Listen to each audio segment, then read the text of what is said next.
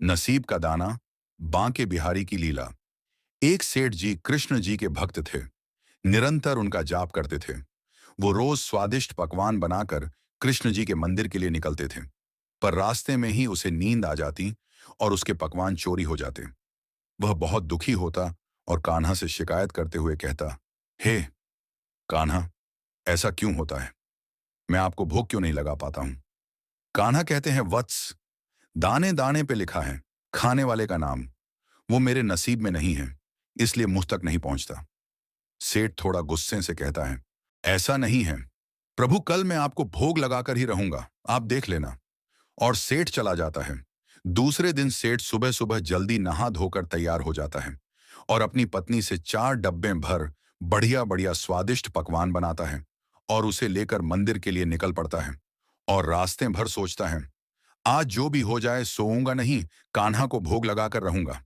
मंदिर के रास्ते में ही उसे एक भूखा बच्चा दिखाई देता है और वो सेठ के पास आकर हाथ फैलाते हुए कुछ देने की गुहार लगाता है। सेठ उसे ऊपर से नीचे तक देखता है। एक 5 से 6 साल का बच्चा, हड्डियों का ढांचा, उसे उस पर तरस आ जाता है और वो एक लड्डू निकाल के उस बच्चे को दे देता है। जैसे ही वह उस बच्चे को लड्डू देता है, बहुत से बच्चों की भीड़ लग जाती है। ना जाने कितने दिनों के भूखे बच्चे, सेठ को उन पर करुणा आ जाती है। उन सबको पकवान बांटने लगता है। देखते ही देखते वो सारे पकवान बांट देता है। फिर उसे याद आता है, आज तो मैंने कृष्णा को भोग लगाने का वादा किया था, पर मंदिर पहुंचने से पहले ही मैंने भोग खत्म कर दिया। अधूरा सा मन लेकर वह मंदिर पहुंच जाता है और कान्हा की मूर्ति के सामने हाथ जोड़े बैठ जाता है। कान्हा प्रकट होते हैं और सेठ को कहते हैं, लाओ जल्दी लाओ मेरा भोग, मुझे बहुत भूख लगी है, मुझे पकवान खिलाऊं सेठ। सारा क्रम कान्हा को बता देता है। कान्हा मुस्कुराते हुए कहते हैं, मैंने तुमसे कहा था ना, दाने दाने पर लिखा है खाने वाले का नाम। जिसका नाम था उसने खा लिया, तुम क्यों व्यर्थ चिंता करते हो? सेठ कहता है, प्रभु, मैंने बड़े अहंकार से कहा था आज आपको भोग लगाऊंगा, पर मुझे उन बच्चों की दशा देखी नहीं गई और मैं सब भूल गया। कान्हा फिर मुस्कुराते हुए कहते हैं, चलो आओ मेरे साथ। और वो सेठ को उन बच्चों के पास ले जाते हैं जहां सेठ ने उन्हें खाना खिलाया था और सेठ से कहते हैं, जरा देखो, कुछ नजर आ रहा है? सेठ की आंखों से आंसुओं का सैलाब बहने लगता है। स्वयं बांके बिहारी लाल उन भूखे बच्चों के बीच में खाना के लिए लड़ते नजर आते हैं।